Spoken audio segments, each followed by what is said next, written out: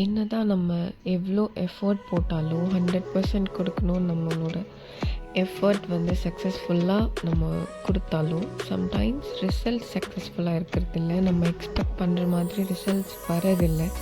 அதனால நம்ம ஸ்ட்ரெஸ்ஃபுல்லாகி உட்காந்துடக்கூடாது. மறுபடியும் அதை ட்ரை பண்ணணும். அதுதான் நான் இங்கே பண்ணிகிட்டு இருக்கேன். நான் ஒரு வீடியோ ஷேர் பண்ணியிருப்பேன்.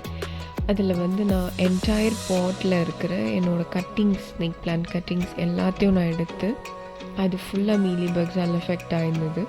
ஸோ அது ஃபுல்லாக கிளியர் பண்ணி லைக் பட்ஸில் நீம் ஆயில் எடுத்து ஃபுல்லாக என்டையர் லீஃப் வந்து நான் வைப் அவுட் பண்ணேன். ஸ்டில் அதோடைய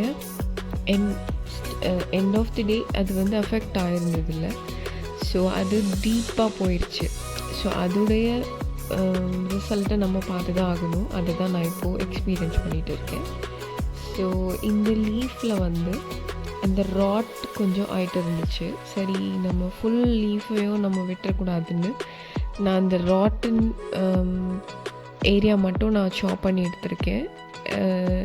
நான் ஏன் இந்த பிளான்ட்டுக்கு அப்படி செஞ்சேன், இந்த லீஃப்க்குன்னா இதில் வந்து ரூட் ஹெல்த்தியாக இருந்தது. So there is always hope. உங்களுக்கு ரூட் ஹெல்த்தியாக இருந்ததுன்னா எஸ்பெஷலி ஸ்னேக் பிளான்ட்ஸ்.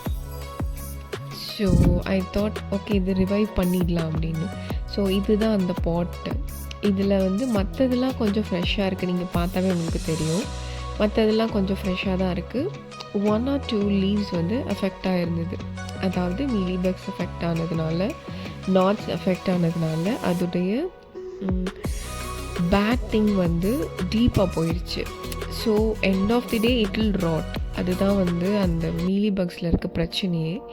ஸோ அது வந்து ஃபியூ லீவ்ஸ்க்கு நடந்துருச்சு. ஸோ இது பார்த்திங்கன்னா நான் இதை எக்ஸ்பெக்ட் பண்ணல. இது வந்து ஃபைட் பண்ணி இந்த லீஃப் வந்துடும் நினச்சேன். பட் அதையும் நான் சாப் பண்ண வேண்டியதாகிடுச்சு. அது வந்து ரூட் சாப் பண்ணியிருக்கேன்.